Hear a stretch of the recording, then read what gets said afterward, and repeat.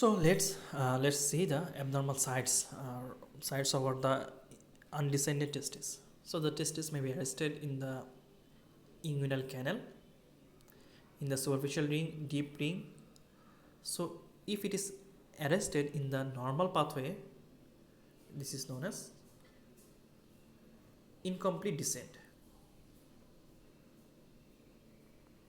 But if it is arrested in abnormal pathway, in abnormal site, this is known as maldescent.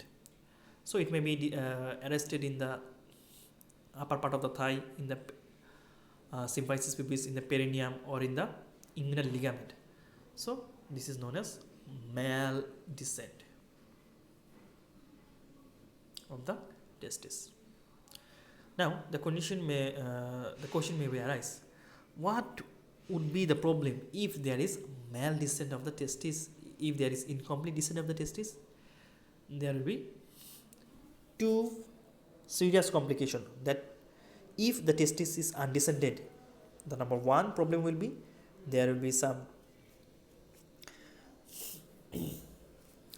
it will be unable to produce, the testis will be unable to produce any sperm. That means there will be no spermatogenesis. So the patient will be infertile. That means he will not able to become a father.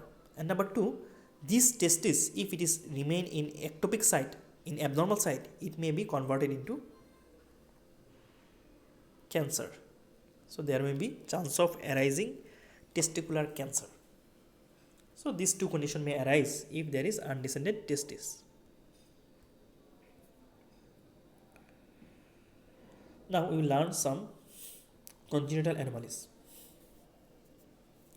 So I already told you that what is cryptorchism or anarchism. Then what is monarchism? Monarchism means that one testis is descended up to the scrotum, but another testis is arrested in somewhere. That means one testis is intra-abdominal and another testis is normal in position. Is called monarchism.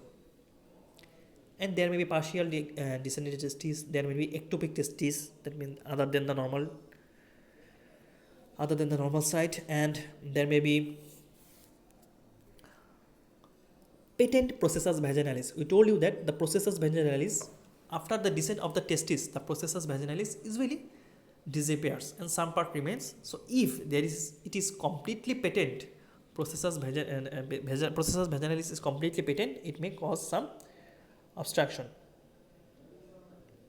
It may cause some inguinal hernia.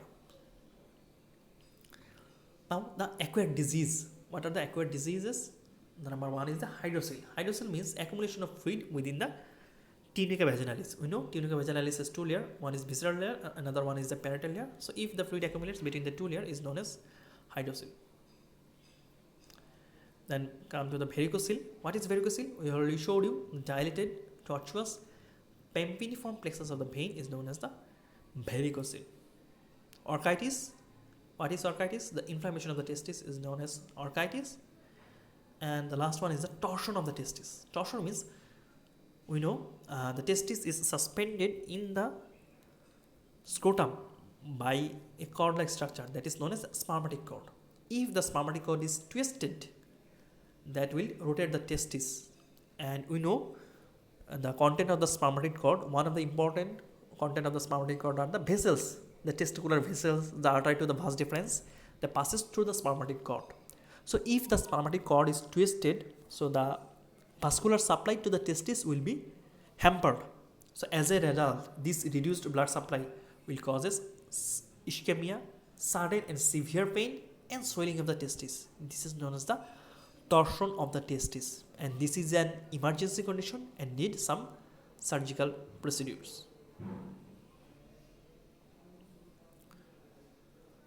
So this is all about the testis.